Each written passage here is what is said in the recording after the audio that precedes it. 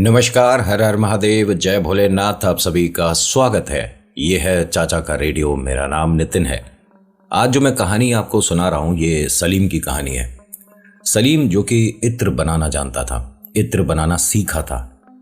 इत्र बनाने वाली दुकान पर 8 साल नौकरी करी। उसके बाद जब इसे ये विश्वास हो गया कि अब मैं इस विषय में काफ़ी कुछ जानता हूं, तो मैं अब किसी के यहाँ नौकरी करने की बजाय क्यों ना अपना बिजनेस खुद सेटअप करूं।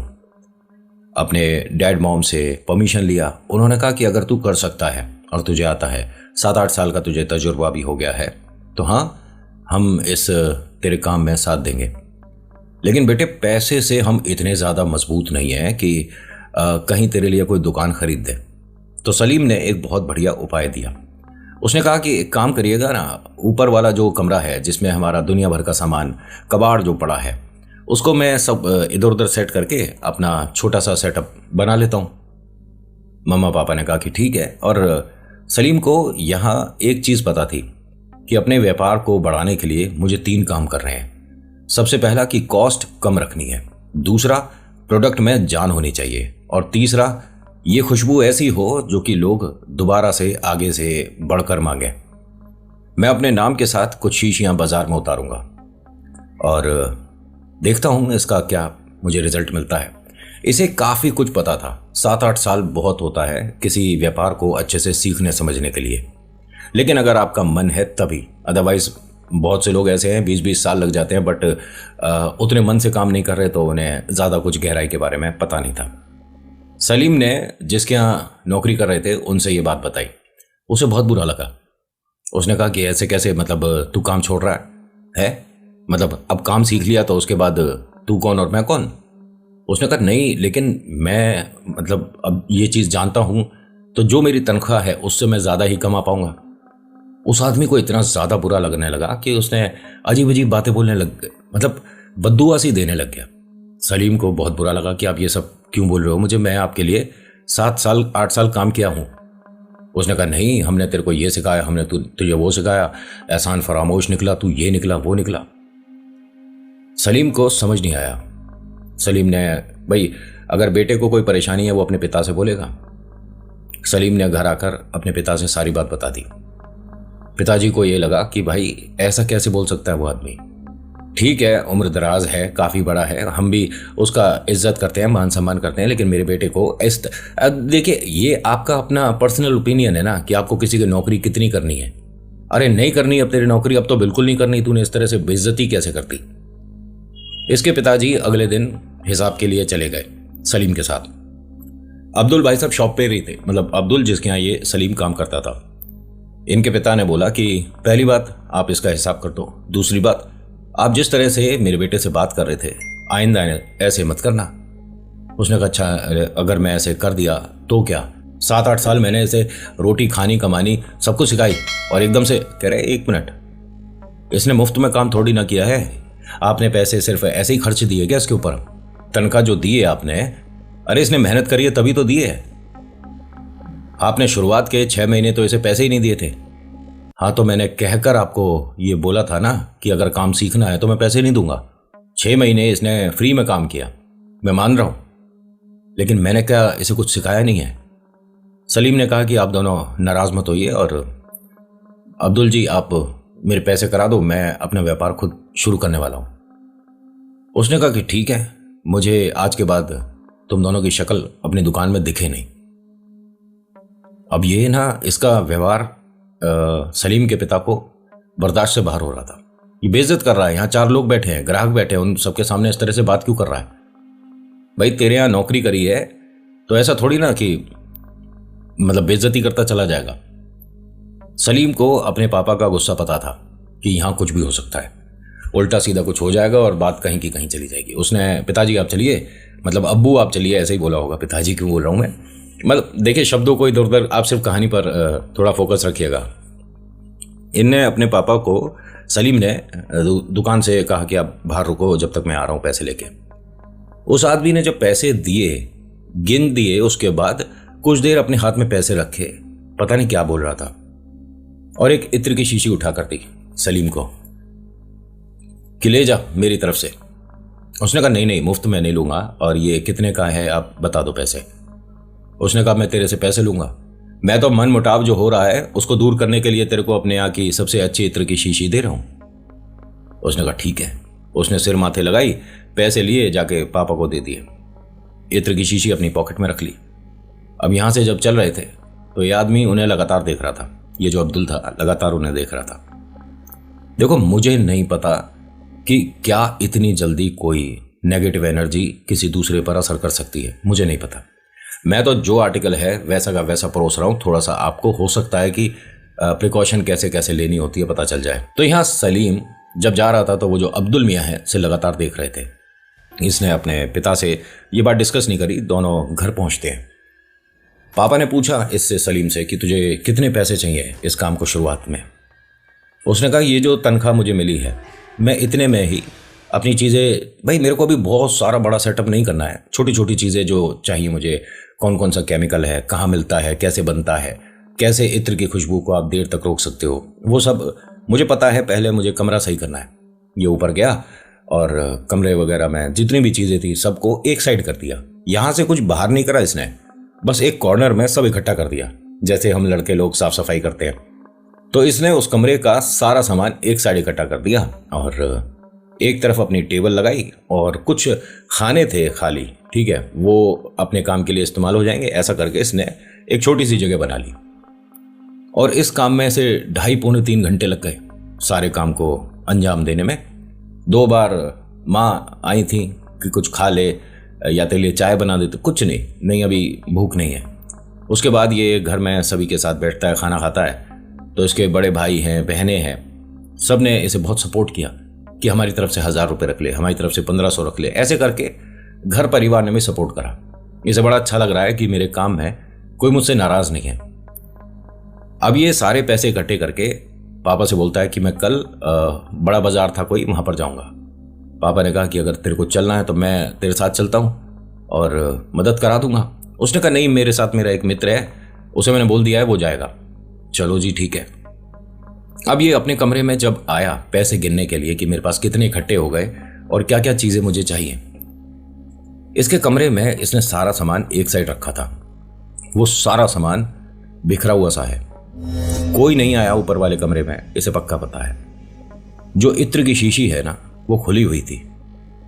पूरे कमरे में इत्र की महक हो रही थी, इतनी ज्यादा कि ये भैया बनाने वाला आदमी है, इससे भी इस कमरे में रुका नहीं जा रहा था।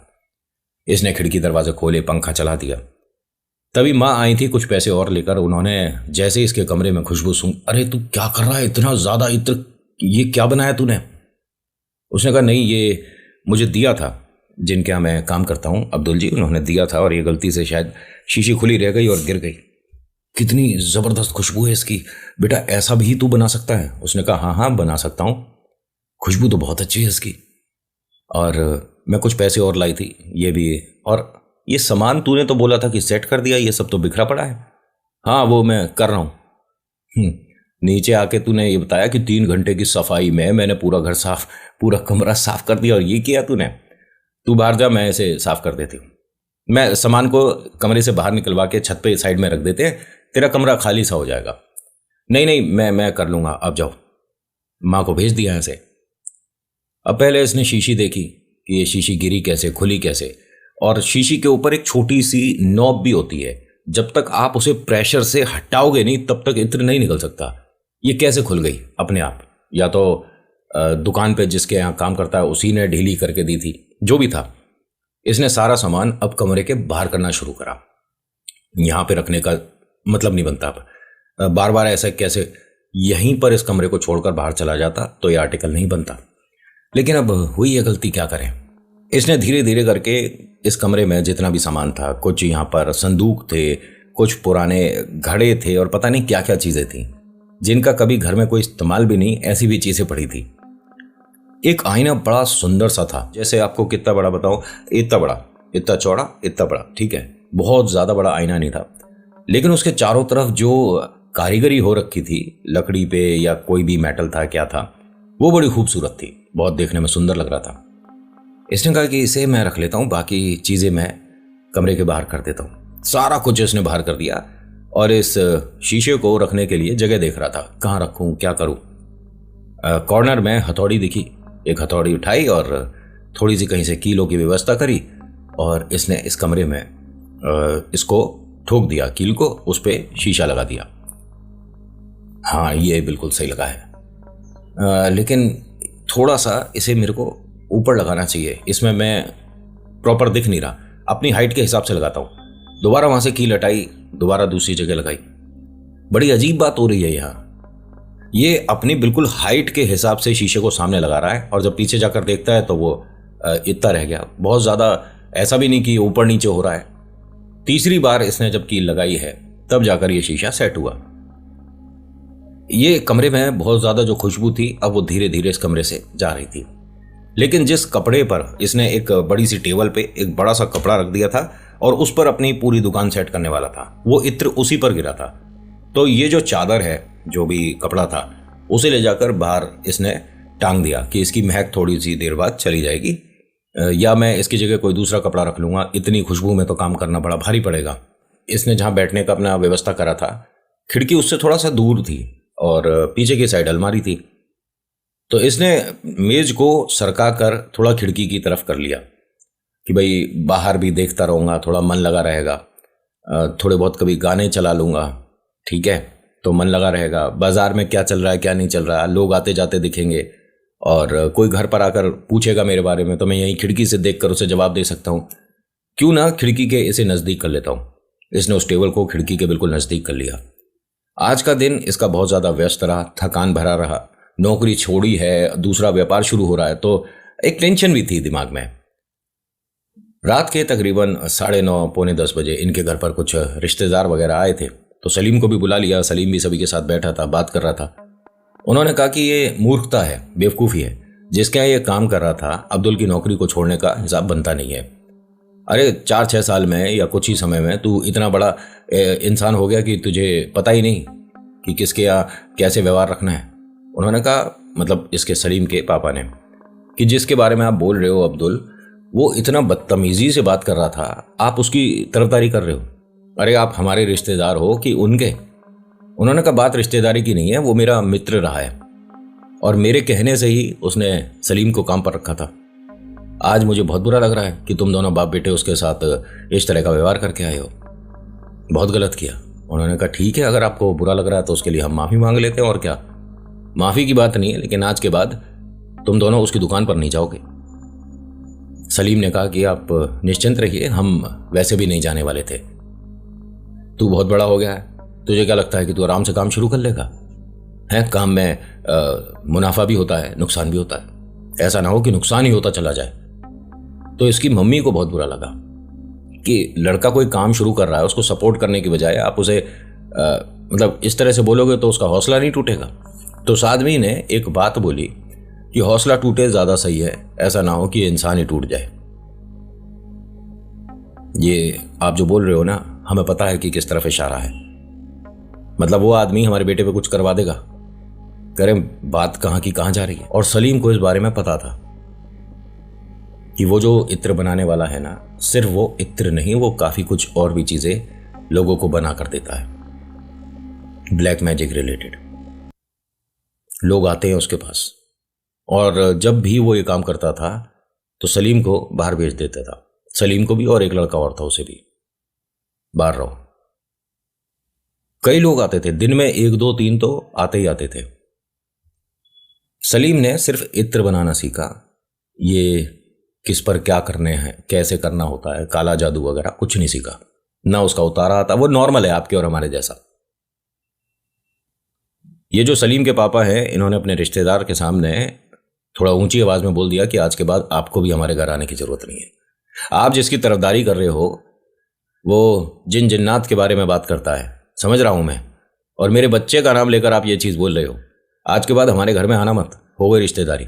और इसने गुस्से में, भाई इसके पापा का थोड़ा सा शॉर्ट टेम्पर है और अपने बच्चों के लिए तो सबका होना भी चाहिए, बाहर कर दिया।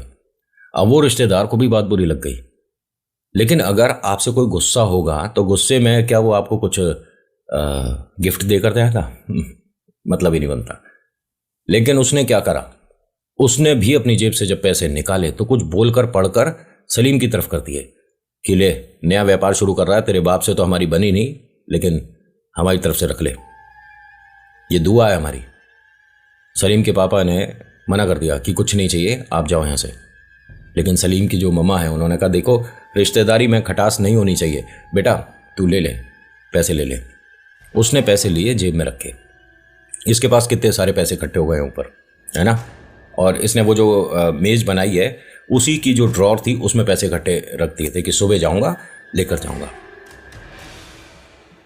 यहाँ से ये लोग चले गए, खाना वगैरह हुआ तो पिताजी ने पूछा सलीम से कि कितने पैसे इकट्ठे हो गए। उसने कहा पापा बहुत सारे इकट्ठे हो गए। अरे बता तो सही फिर भी कि कितने इकट्ठे हो गए। मैं अभी आया, मैं लेकर आता हूँ। अब घर में सब बहुत खुश है कि सलीम देखो घर में सबसे छोटा नहीं है, लेकिन अब व्यापार शुरू कर रहा है, तो सब बड़े उत्सुक हैं कि भाई मेहनत कर रहा है, कामयाब हो इसका। ये ऊपर गया, दरवाज़ा खोला, दरवाजे में वही इत्र की इतनी ज़्यादा महक आ रही है कि भैया अभी तक ये, खैर पंखा भी चला रखा था, बाहर की खिड़की भी वो खोल रखी थी कमरे की। दराज खोली, उसमें पैसे नहीं है। पक्का ध्यान है कि इसमें पैसे रखे थे और इसमें घर वालों ने सबने दिए थे, मेरी तनख्वाह थी, और पैसे कहाँ चले गए। पूरे कमरे को अच्छे से देख लिया भाई साहब।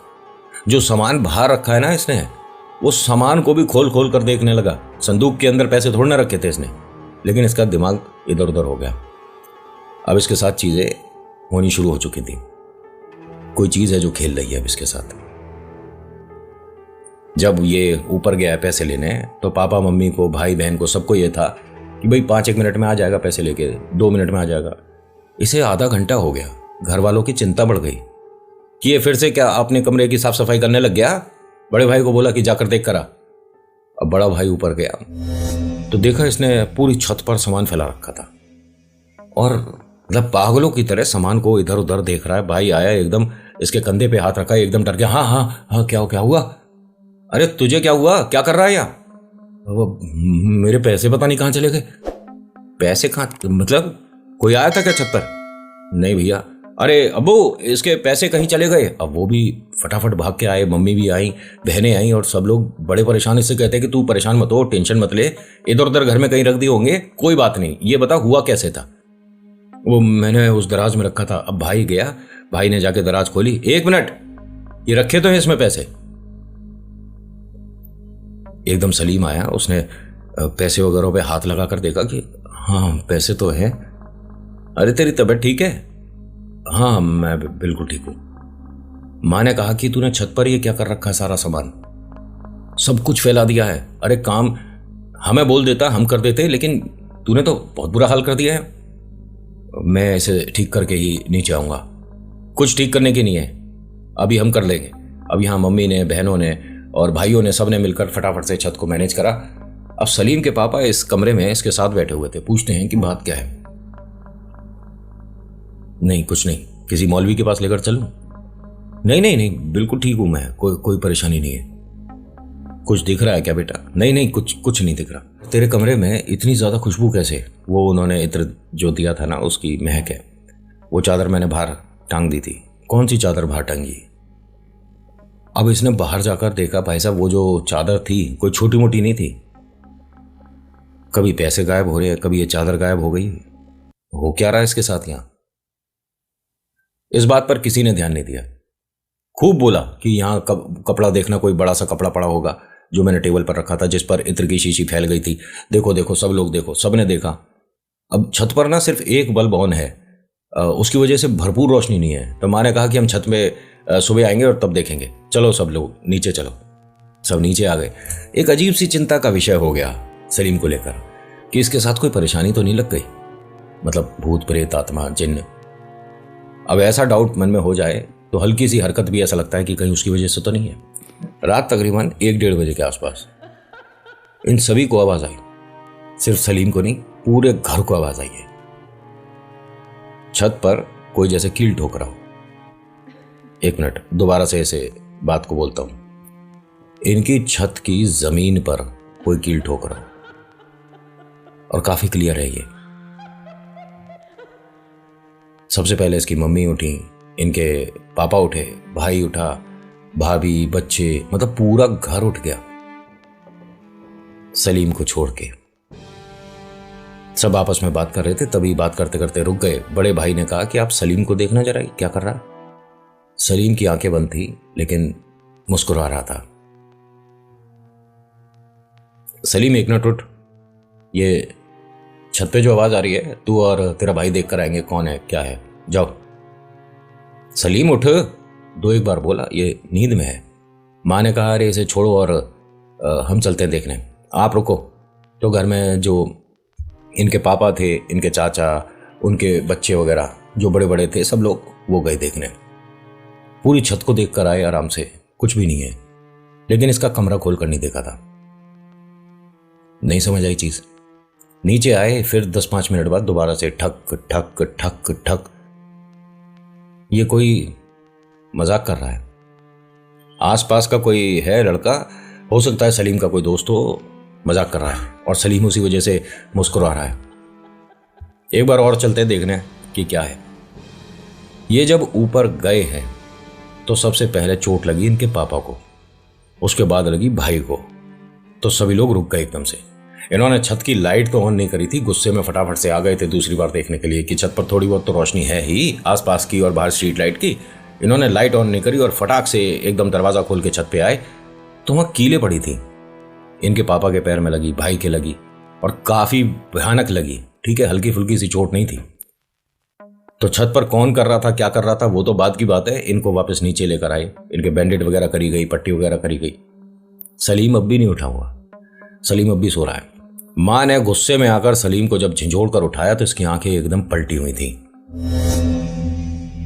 यह हंसने लगा।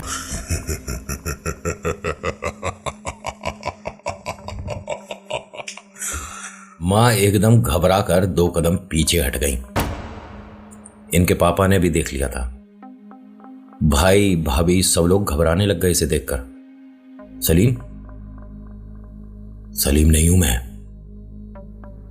कौन है तू और हमारे घर का पता किसने बता दिया?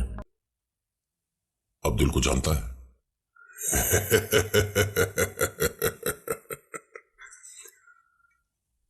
उसी की भेंट हूं मैं।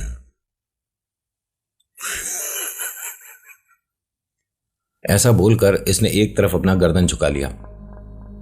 घर में कभी शायद कई लोगों ने यह होता हुआ रियलिटी में देखा नहीं था।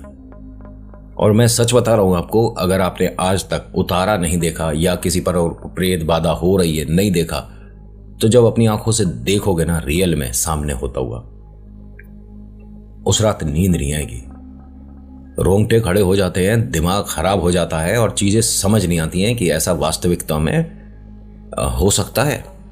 इनके पापा ने सभी को बोल दिया कि सब कमरे से बाहर चलो। ये मुझे दोपहर से लग रहा है कि कोई चीज है जो कि खेल रही है। कभी पैसों का नुकसान, कभी चादर गायब होना, हमारे पैर में चोट लगना, अब इसकी आंखें पलटी हुई। ऐसे 2 घर छोड़ के जो मौलवी रहते हैं ना, उनके पास लेकर चलो अभी। इसने जो बेड था उसका पाया पकड़ लिया। जमीन पर लेटा हुआ था, जब इसे उठा रहे थे इसने लेटे लेटे वो पाया ऐसे पकड़ लिया। इसके भाई ने भरपूर जोर लगा लिया, इसके चाचा ने जोर लगा लिया, पापा ने खूब कोशिश कर ली। भाई साहब पूरा बेड सरक रहा है लेकिन ये यहां से हिल ही नहीं रहा, बस हंस रहा है।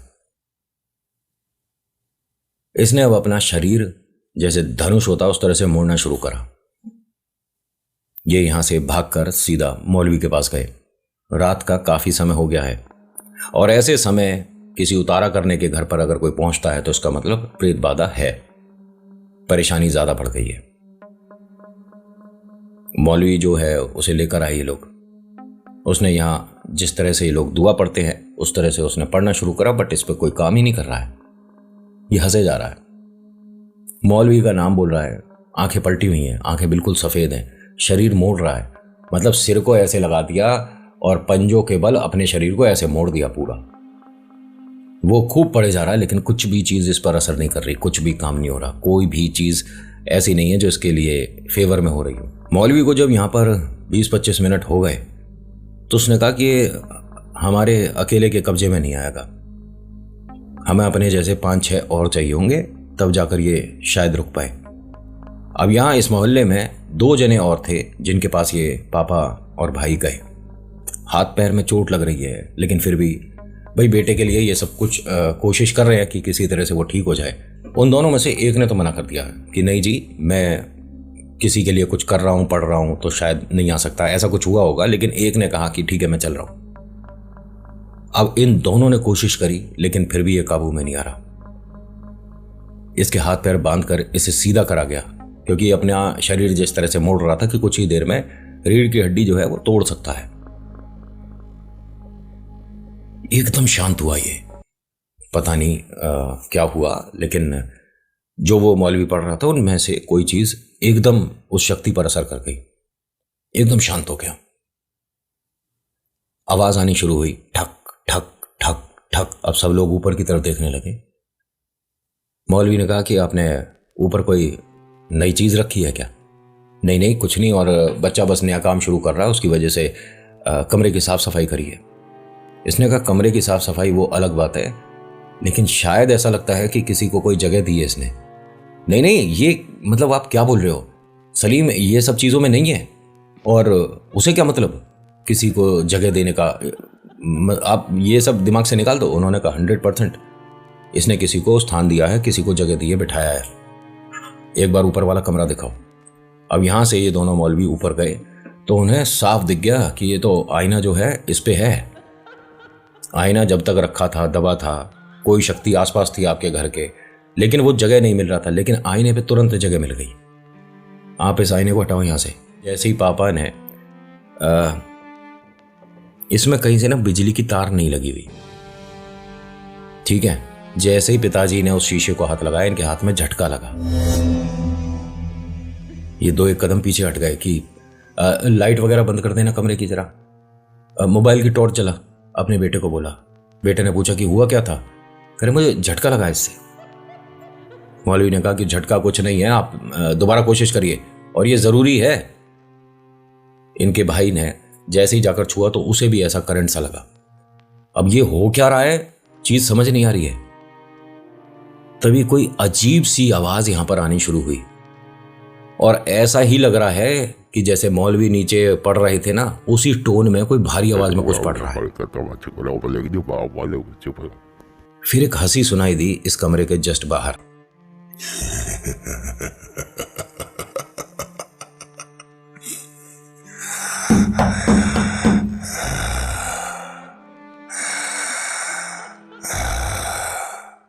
और ये सब लोग सुन रहे थे।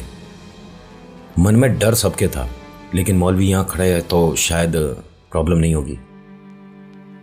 जो दरवाजा है वो बंद हो चुका था। बातों बातों में करंट लग रहा है ऐसा कुछ महसूस कर रहे थे। इसी कमरे का दरवाजा किसी तरह से बंद हो गया या किसी ने कर दिया होगा। तो यहाँ जो पहले मौलवी आया था और जो बाद में आया था, इन दोनों में से एक मौलवी ने जाकर दरवाजा खोला।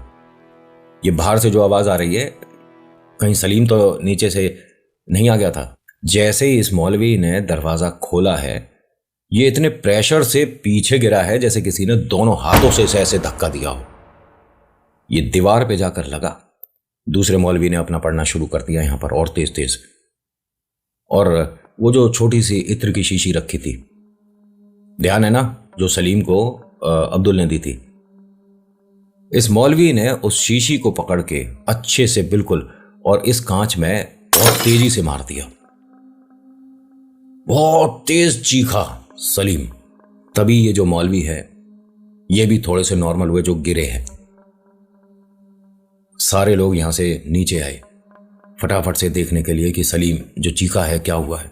सलीम बिल्कुल शांत है।